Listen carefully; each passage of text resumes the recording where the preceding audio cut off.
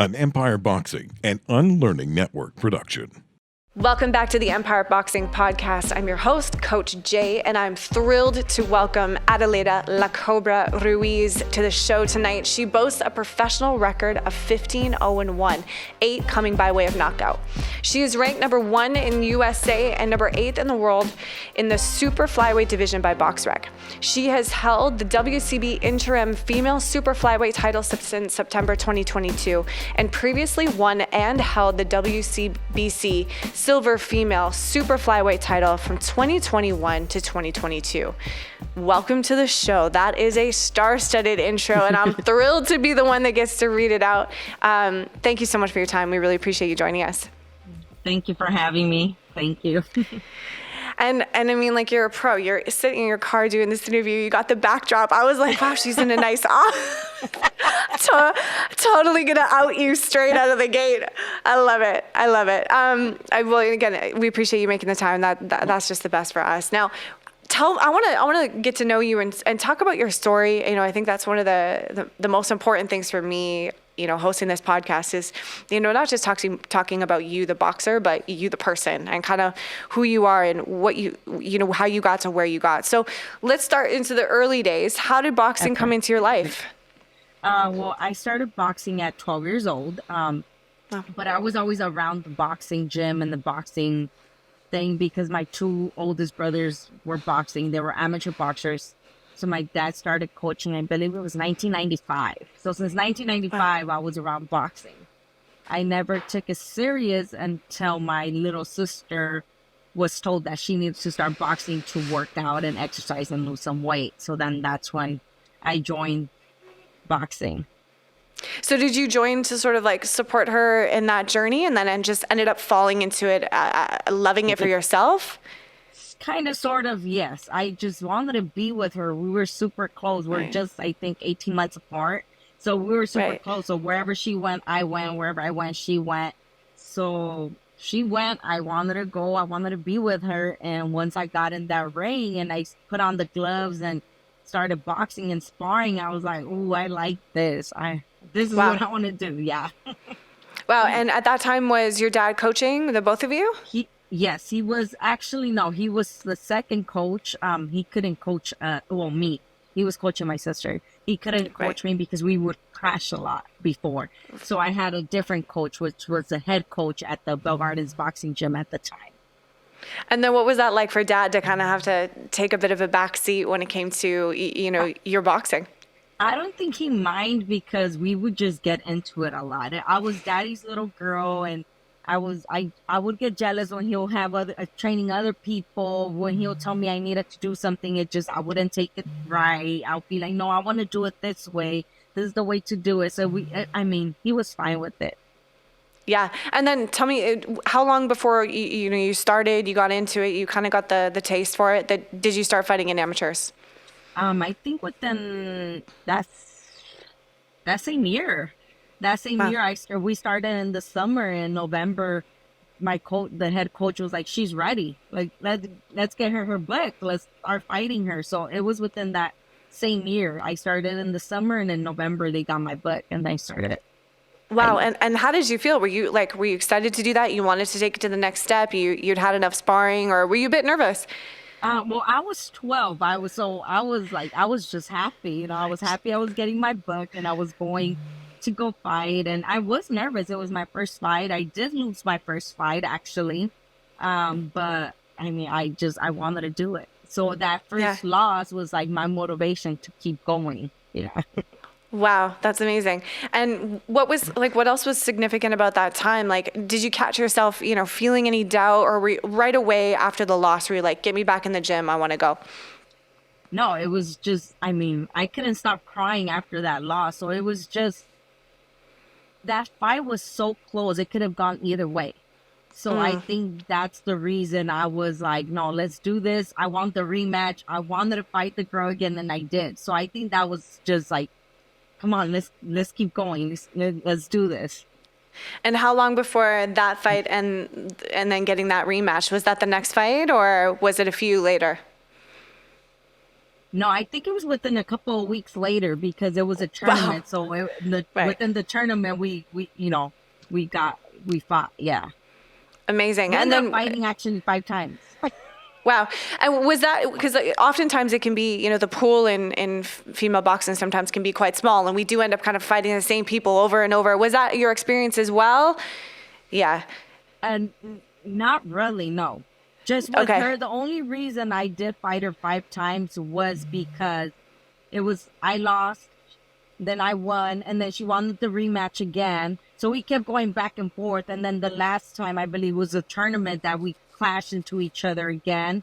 And then we just decided, like, hey, like, we're just going to keep fighting each other. Like, go up on weight. Like, I'm not moving weight. So she went up on weight. Yes. Right. Okay. And then that story was over. Yes. And then tell me about your transition into turning pro. At what point, what influences were there for you? Like, were your coaches saying, hey, like it's time, or was that something you felt? Tell me about that experience. Turning pro, I stopped boxing as an amateur at 19 because I did get pregnant at 17 and I had my baby. I came back, went to nationals, but it was just so hard for me to deal with both. I didn't have the support that I needed to keep boxing as an amateur. So I stopped boxing. I didn't come back to turn professional until I was 27 years old, almost 10 years later. And the reason I did it was because I didn't want I didn't want it to be where I should have, could have, would have done it. I just didn't want my kids to hear like, hey, I could have been a professional boxer, or I could have been a champion, but I ended up having a family. So it's a lot. I just pushed myself in. I was like, okay, I'm going to go ahead and follow my dream and continue where I left off at. So, From the moment that you took that hiatus to, that's an incredible story. Like, wow, coming back over 10 years later. So at the moment that you took that hiatus, were you thinking about it? Was it in the back of your mind, or did it sort of come around a little bit later that you were like, no, I really want to do this? And how long did you sit with that urge before you eventually came back? Well, yeah, it kind of was in my mind, but I didn't get the push until female boxers were allowed to be in the Olympics, which was 2012, I believe, where I seen Marlene Sparsa be the first USA boxer in the Olympics as the female boxer. And I'm like, what? That could have been me. That was, I wanted to do that. So it took me, I came back into the boxing gym in 2015. So maybe 13, 14, like 3 years where I was like, okay, let's do this. So 3 years after I seen Marlene Sparsa fighting in the Olympics, I was like, I have to do this. Yeah. Yes. And then I guess no regrets, no looking back, because like here you are, and what an incredible reign it's been.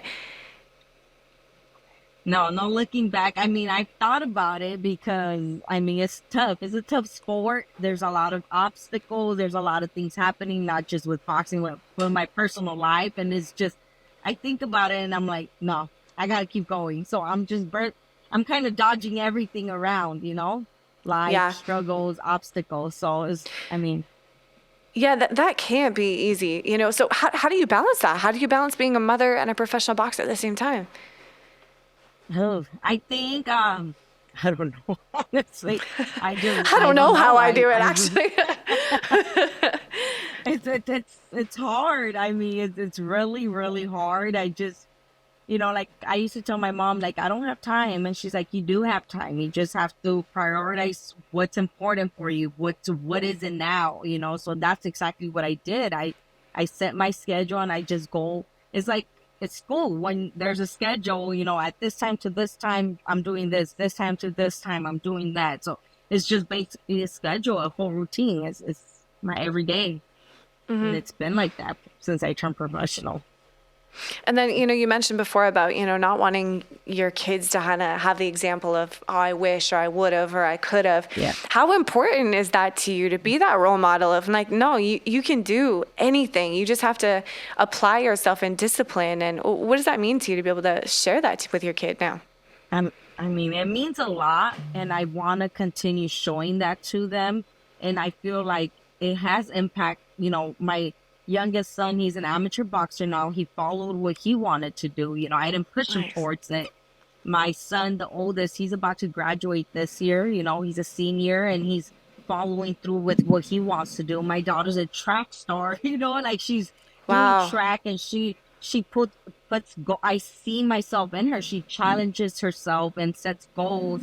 So it's like they can't come to me and tell me, hey, I can't do this, because I've already showed them, like, yes, you could do this, you know? So I feel like I showed them, and I'm showing them that you could do this. Like, it's really important to me, and I know I've shown them what they could do, and they could do anything they want to do, as long as they're working for it. Yeah. And where does that drive come from? Like that, like sort of tenacity that you have? Is that something that you had long before you stepped into, you know, the boxing gym at 12 years old, or is that something you found in boxing? I think that's something I found in boxing. Honestly, I've never been asked that. I don't think I have, but I think it was found in boxing, somewhere around there, and then motherhood. Yeah. I just want my children to be and do whatever they want to do, and just strive in life, you know, be happy with themselves and not regret things they have done. Yeah, well, and it sounds like they're thriving. That's incredible. You've got a team of athletes over there now. I bet that's like you gotta feed all those athletes too. My God. Yes, I do. Oh my God. And I want to go back to that pro debut for you, you know, because, you know, you've made your comeback, and it was people that may not have even known your story might not have known how significant that moment was. So, you know, tell me about that. Tell me about like the moments before you walk out. So the moments you came back, you know, you step between the ropes to the final bell. Like, what was that experience like for you? Oh my God. My pro debut, I was just so nervous. I was a nervous wreck. Like, I didn't think I was going to get nervous. I didn't even know the feeling of getting nervous, getting inside a ring. I had no idea what was being nervous, how it felt. I had bubble guts. My eyelid kept twitching like the entire time of my fight. Like, I was just so nervous, because I did have all these people out there that knew COBRA, you know, amateur COBRA, like they will say, like, oh, you're one of the best female boxers we've seen, you know, you're the finest out there, like I said, like a boxer. So pressure. I just wanted, it was a lot of pressure. I felt like they were expecting the old COBRA, the 17, 19-year-old COBRA they seen before. Like, I'm 27 at this time, you know, I'm rusty still. I turned professional and I was still rusty. So it was a lot of pressure. I won my first pro debut, but I didn't like the way I won. I mean, I wasn't happy with my I guess performance. I am hard on myself, but I mean, I won, but I was just I was nervous the whole entire time. And nervous. You know, well, speaking of woulda, shoulda, couldas, what would you have done differently if you could redo that pro debut tomorrow? What would have I done different? From your performance perspective? Maybe a little bit more pressure. Yeah, I guess more pressure inside that ring, where I need to notice. I didn't see when the other opponent was hurt. I just let it go. You know, I was just so thinking about everything else and not focusing on the opponent. So it was just more pressure and just focus. Yeah. And do you think that was mostly a product of like ring rust, like not being able to have those reads? Yes, and that's another thing. I was rusty, so it was funny because I was in there and I'm like, okay, I'm gonna throw this combination, and this combination wouldn't come out, and I'm like, what's going on? Like, I just thought about it and I wanted to do it, and it wouldn't come out. It would come out like a second later, like I was just rusty. It was my timing was off. Like, it was just Yeah, it is those tools, right, that only get sharp by doing it, right? So the ring rust is a real thing for sure. And I mean, I can't imagine riding all that pressure, but I mean, you did, and you came out victorious. And then what did that teach you and kind of prepare your mindset going into sort of your next few bouts? I guess just, I mean, I don't I guess I just wanted to take that rust off of me. So it was more of repetitiveness and my timing.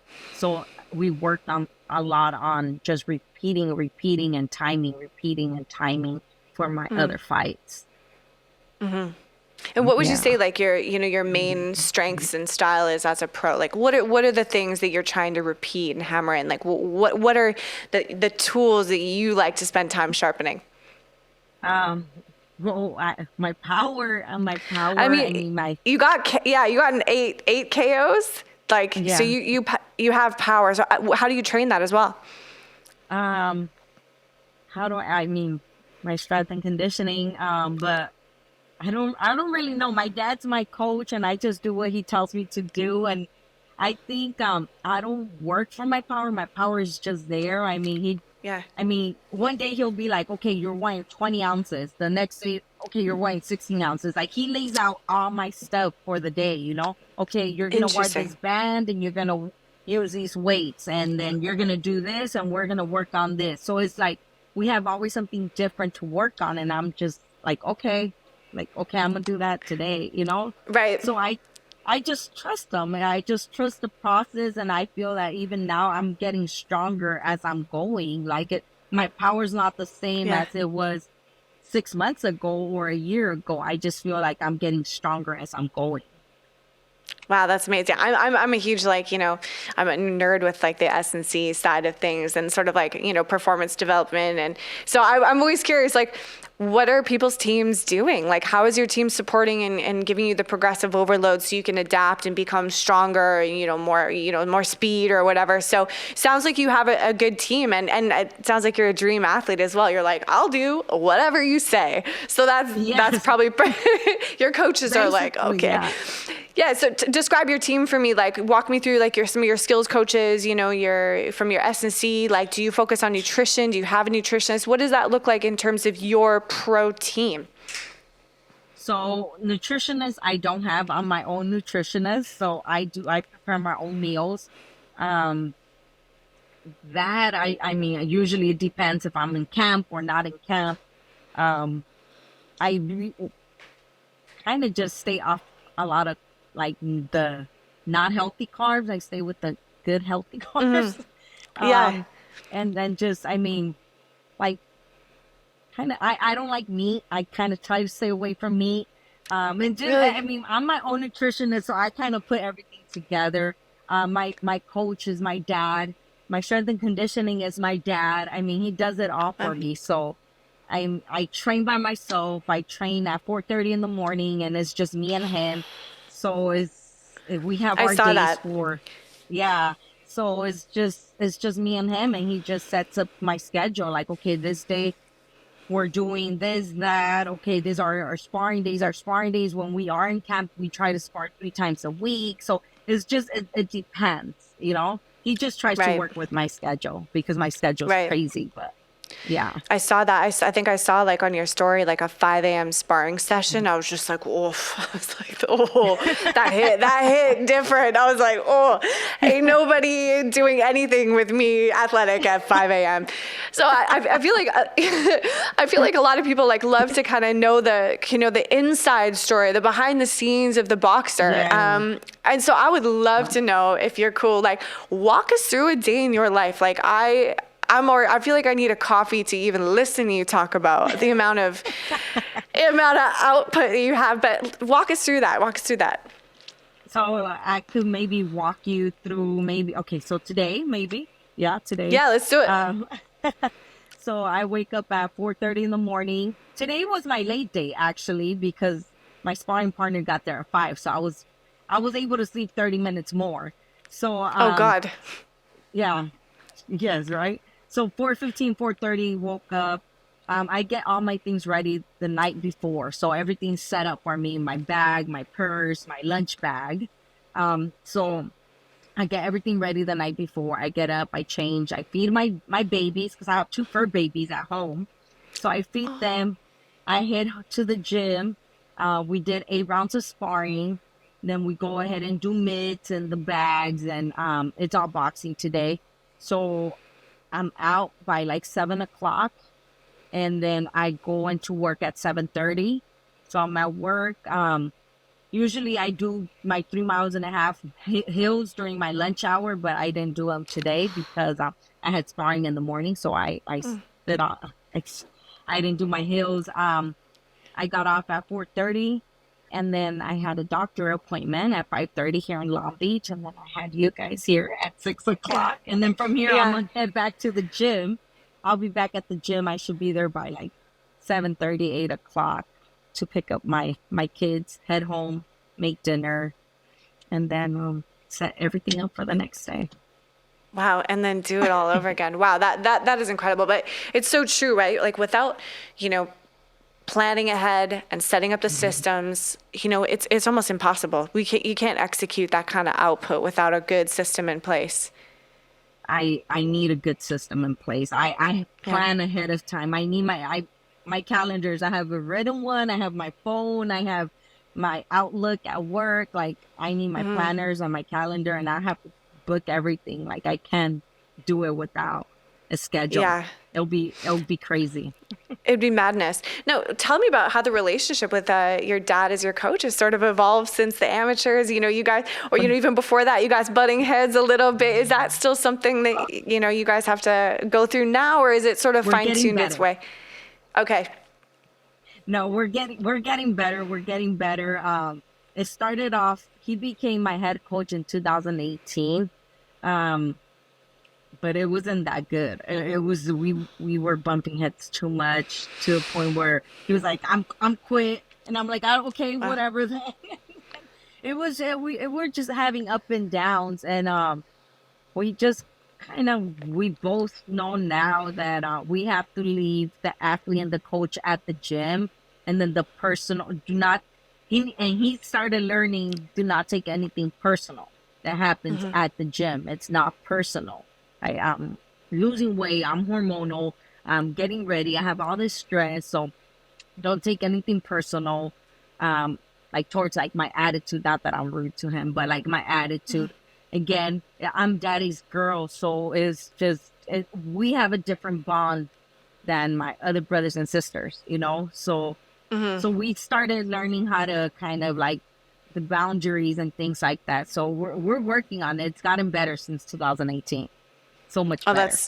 That's so good. That is difficult. I mean, boxing's got a lot of awesome, like, athlete fathers, coaching father stories like throughout boxing. And I always find the dynamic so interesting. Like we were just talking to, Robert Guerrero, the Ghost, and he's his son's coach, and his son just made his pro debut, and listening to all the different family dynamics within the sport of boxing, I always find so fascinating. But it is really difficult, and I think you do have to keep it business when it's business, and then family when it's family, right? And then it's so interesting, talking to a lot of fighters who train with their family members, that a lot of the times it's like, all we do is talk about boxing at the dinner table, and it's just constantly boxing. So I'm wondering, do you find that same in your family as well? It's just same everyone's thing. Talking boxing, right? So I have not really. It's me and my dad. Right. Okay. So I have a big family. My parents had 11 kids. So when we get together, everybody's really close. But then you'll find me and my dad in the corner talking about boxing. Like, it's just, we just can't stop talking about boxing. And it's like, we'll catch ourselves like, okay, let me just go over here and you go over there, like, because we're just talking about boxing. Like, we can't stop it. Yeah. It's just boxing. And what's, like, are you a fan of the sport as well? You watch other fights and you follow other boxers? No, I am not. You're not the only one. You're. Okay, cool. Yeah, no, you're not the only one. They ask me, I feel bad about it. And it's like, my dad loves to watch boxing. He's a fanatic. He loves boxing. My son, the 14-year-old, he's the amateur. He's a fanatic. He loves watching boxing. He goes back and watches, other boxers fight. Me, I won't even go back and watch my own fights. Like, I just won't do it. I don't like it. I like doing it. I don't like watching it. Wow, no way. So when it comes to reviewing, like, let's say game tape, do you just sort of leave that in your dad's hands, and then your dad will kind of formulate a plan based on your fight, and then he presents that to you as the plan? Fascinating. Exactly. So Yes. I'm guessing you probably, He won't even tell me. wow. He would Wow, it's just like, that's what he'll we're just doing. change the whole, yes. Like I'm Interesting. telling you, he'll tell me this is what we're doing, and then I just trust the process. Like, all right, cool, this is what we're doing. Like I just trust him. Yeah. I'm so curious, like, is there a bit of like kind of like psychology there with like you don't want to see yourself perform? Are you like a really hard critic of yourself and you sort of need it to go through your coach's filter? Yes, I don't like watching myself because I'll find the little, like, I'm too hard on myself. I just criticize myself too much. I can't do it. Everything, Wow. I'll see something wrong on everything I do. Wow. Yeah. I mean, because I think, I will say that I feel like there's an element to that is important for an athlete to be successful is you have to be like analyze and push yourself beyond what average people are doing. Like to be extraordinary and to do a combat sport professionally, you need a certain level of like, I'm driven beyond the norm. But then what's the fine line between sitting back and also, celebrating yourself? Like, do you struggle with that as well? To celebrate myself, like in Yeah, a win. Yeah, just be like, Yeah. damn girl, you did a good job. Yeah, no, You know? yeah, I'm really hard on myself. Yeah, I won't do that. I just can't. I'll find something that I should have done better, and I just can't be like, no, that wasn't a good performance. I could have done better. That's Wow. something I'm hard on myself, really hard. And Yeah. have you been, was that something that you kind of always felt, or do you deal with that in other areas of your life or just in boxing? Just in boxing. Yeah. No, I do. Even though I'm over here saying I'm like the best mom, I'm like that too. About like being a mom, and I could do this, I could do that better, and I should have done this better. Or I'm like really hard on myself with my timing, with my kids, or with my I am hard on myself about everything. Absolutely. But I mean I still think that is like an element of what it takes to be a high performer. Would you agree with that? Like there is an element of, you can't be complacent. You can't be content with just, you always have to be looking for like what can I achieve more? What can I do better? Do you think that is play a role? I think so. Yes. I think Yeah. so.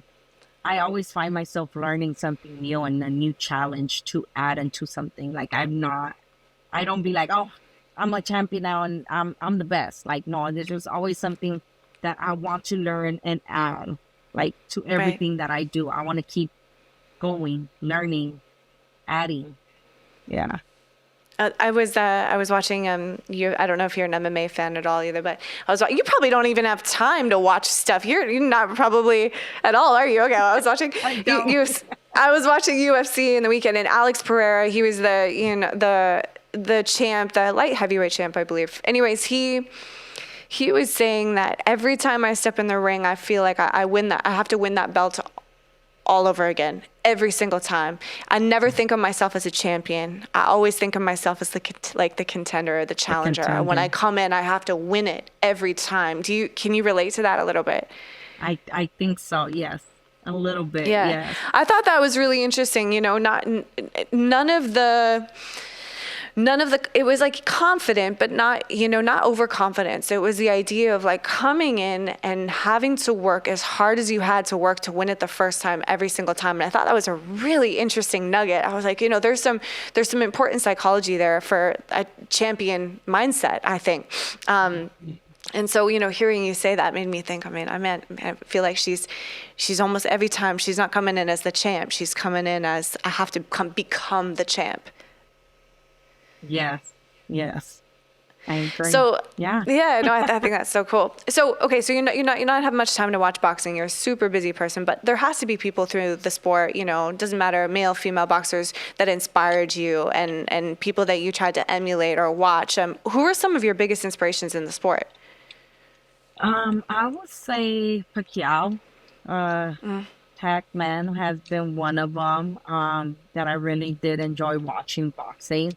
And I do, his story it's so cool. And then just seeing him still wanting to be in the sport and doing it and just challenge himself. So I would say him.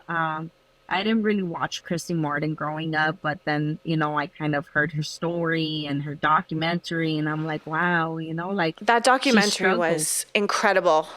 Yeah. So I was just like, damn, just like anybody else, like nobody knows what's behind doors and what we all have to go through, to get to that point. And it's like, wow. So she's another one that, even though it's not more of the boxing, it's more of her lifestyle, and that she's still there, Yeah. What would have been some of the biggest challenges you've faced as a female coming in the sport of boxing? Having just to prove myself out there.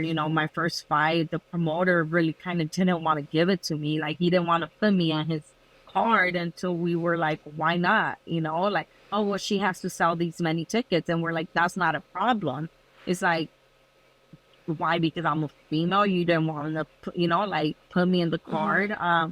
There was other cards with other promoters that we tried getting into, and it was just like, well, we don't really have females. And it's like, this was back in 2017, I think, whenever.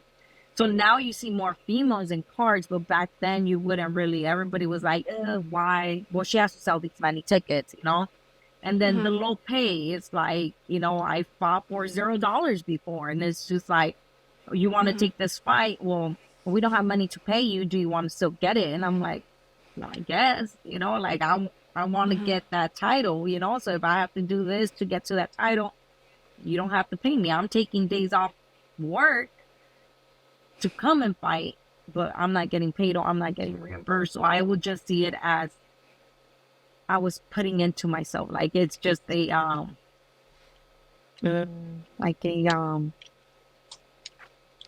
what is it, like when you like investing in myself, like a long future investment that I'm working on myself. So I never took it as, okay, no pay, I'm a fight. It's just an investment, just that. Right. And then just a lot of like, oh, she's a female, like, oh, well, it's just I don't know, it's just a lot of things that I'm just like not happy with boxing. Before, boxing was super fun, and it was so fun, and I love doing it. Now it's like, really, I have to do that, like, to get attention, or things like that. Is like, that's just not me. I have my kids are watching me, and it's like, my kid literally has told me, like, if you do that, Mom, what other girls are doing, I'll ban you, I'll report you. And it's like, oh gosh, so it's like, there's social media, there's boxing, like, what do I need to do? The attention, but how can I get the attention if nobody's giving me the fight? Like, I'm mandatory on this weight class, but these champions don't want to really fight me, but they do want to fight me, but there's no money. So it's a lot of things.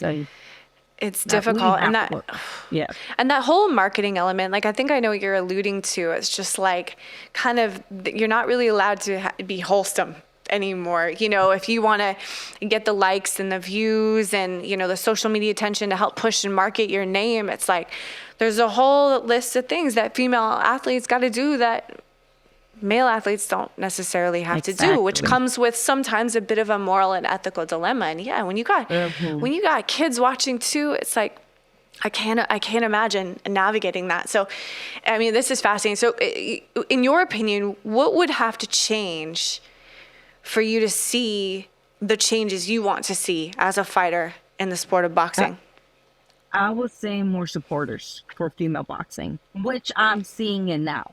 I'm really literally seeing it grow, and I'm so happy for the next generation, because I feel that they will have what we didn't, or what I didn't, what other females didn't.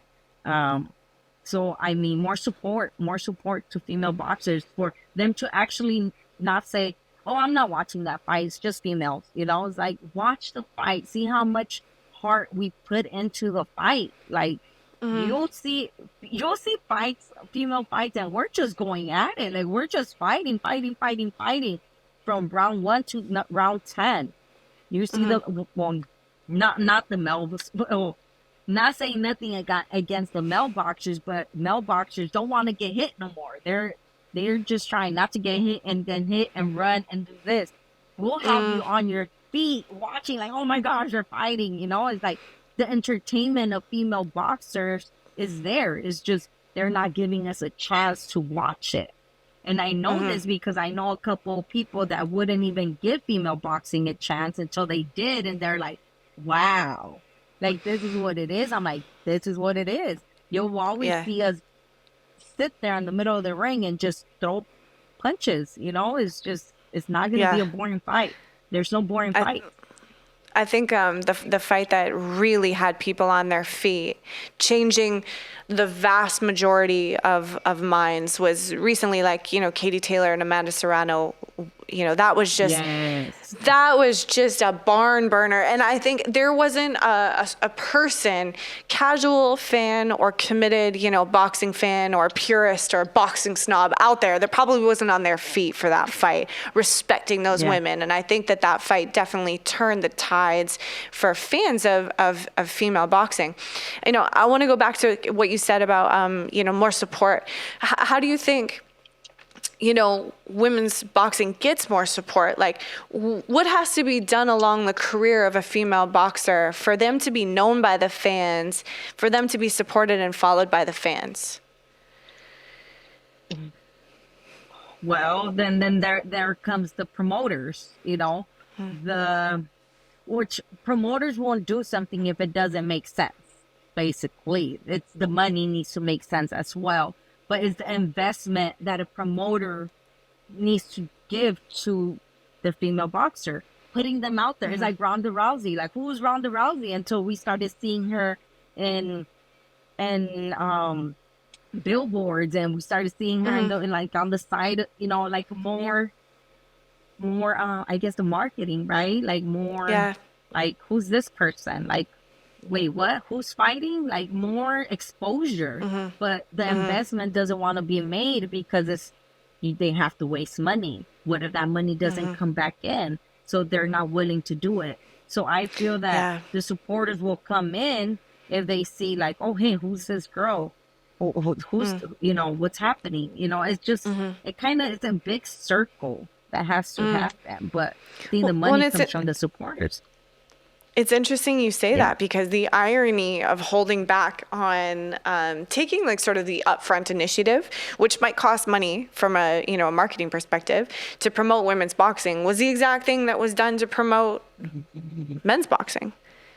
Right? That was how it started. Like, you even look at, well, I guess it would have been WWE or WrestleMania at the time. You look at Pride, you look at UFC, like anything that's grown to an astronomical level, like superpower in combat sports, started off probably losing money and no one was watching and they thought it was nuts. Until it was marketed effectively, and then everyone's like, "Oh my God, this is incredible!" And I think women's boxing, we're just behind, and the same steps will have to be taken to promote women's boxing as it did men's boxing, in the past. I think that's the irony of it. Well, it's interesting. I mean, right, love it or hate him, Jake Paul definitely seems to be more invested in promoting women's boxing. How do you feel about kind of where that's evolving? I like it. I really do like it. I feel like that's what needed to be done. Somebody wanting to invest in these women and these female the female boxers. So I really, really like that. I like that Jake Paul took that initiative to take Amanda Serrano, and then Amanda Serrano is doing the same thing because she knows the struggle, So I have a lot of respect towards them, both of them. Yeah. It's really interesting. He's sort of at the forefront of a lot of next generation sort of evolutions of boxing. And, we see him, supporting women's boxing, which is fantastic. And then we also have seen him have his fair share of controversy, right? With, the crossover boxing and the Mike Tyson fight coming up and stuff like that. How do you feel about crossover boxing as a meta? Like, are you for it? Are you against it? Are you 50-50? I wasn't for it. I'm not going to lie. I was one of the ones that was like, oh my gosh, no. Like, no. But now I'm just like, hey, I guess this is what boxing needs. It needs the entertainment. It's dying. Boxing is dying. And I feel like that kind of brought it up a little bit, and that it's needed. It's a lot of people, oh, it's not fair. It's, he did this or he's doing that. He got the chance to do this. But it's like, I feel like that's what we needed, you know? Yeah. Yeah, and it'll be really interesting to see how that plays out in the next, 5 years even. And there's some wild fights coming up with, the Mike Tyson fight. What do you think about that? Like bringing these guys back out of retirement, I don't know. I feel like maybe Mike Tyson still has it, I mean, he might surprise us all, but I feel like maybe he's a little bit too old. But I mean, it's catching people's attention. It's catching the media. It's catching, people are interested to watch it. So, I mean, why not? It's marketing genius, but it is something that definitely is splitting the crowd down the middle. I think, in terms of people being like, this is insane. I think for a lot of people, it's like the idea of why tarnish the legacy of Mike Tyson? Like it's a cornerstone to the boxing history, and and I get it from that side, but I mean, they do it in such a way where they're just like, man, like you can't not watch it, I guess, So I want to know, like, what's next for you? What do you have on the horizons in boxing and in your personal life? What are you working towards this year? This year, I'm hoping I get the chance and the opportunity to fight for a title, for a world title fight. I mean, I'm just waiting, and I'm hoping this is my year. Like, I'm really, really hoping. I haven't been able to defend my title. And when people tell me I'm a champion, I mean, I feel like I'm not a champion no more because I haven't defended my title. I feel like I've lost that, but it's still there. But I'm just hoping this year's my year for a title fight, like a big fight, It has to. Like, I need it. Yeah. That's just what I'm hoping for 2024. And has there been, whispers, negotiations, anything in the pipes? My management Not team yet. says they're working on something. They're waiting, and they're trying to make something happen really good for me. So I trust them, and I'm just leaving it up to them. And then outside of boxing, what is what's kind of on the horizon for you, just as ADELAIDA? As for me, I don't know. I haven't thought about that. I mean, boxing it's basically my life right now. I just want to 2024 just world title fight, a big fight happen. I haven't really thought about it. My personal life with I think like maybe to be where you are right now, it's like you kind of can't think about anything else. There kind of can't really be like the whispers of a plan B. I think that to be a champion is like this is what it is right now. This is the first obstacle, is to have that world title shot, and then you can think about the rest of it after. Exactly. That's like my priority. It's just 2024. Everybody, what's going on 2024? I'm like, I have to become a world champion. I have to have that big fight. Hopefully, this is it. Yes. I have to. Yes. So that's okay. Well, I mean, I'll be waiting patiently alongside you. Yes. What would you like? Do you have any like wisdom or advice for, young females boxers out there, maybe that have just turned pro or are thinking about it and looking ahead at kind of, a pretty long and challenging road? Like what would you say to that young athlete? I would tell them not to get impatient, to be patient, trust the process. Don't try to jump from 1 to 100 within a year. Everything takes time. It's just because everybody wants to be a world champion from the first year to the second year. It takes time. Keep cooking, and you're gonna get to where you want to be at within a few years. Or sometimes people feel like, I've talked to a couple of girls and they just want to rest, and I'm like, rest is okay. Like, take a couple of months off. Like, I did it almost 10 years, and look at me now. Like, sometimes we need that mental rest and peace within ourselves because we've been doing it for so long. It's just be patient, trust the process. Don't give up. Like, what's for you will be for you. Like, nobody could take that from you. What's gonna be for you, it will be for you. Wow, that's really good advice. I can't think of a better way to end the show with that absolute nugget of wisdom from a decorated professional and an inspiration, a mother, an athlete. Like, man, I mean, hats off to you. Big respect for everything that you've accomplished and have yet to accomplish. And on behalf of Empire, we're waiting patiently, as you say, for that world title shot that you're gonna have to, and we can't wait to see what heights you can fight to. So, yeah, thank you so much for coming on and chatting with us. It was an absolute pleasure. Make sure to listen, follow, and subscribe to Empire Boxing on Apple, Spotify, and YouTube.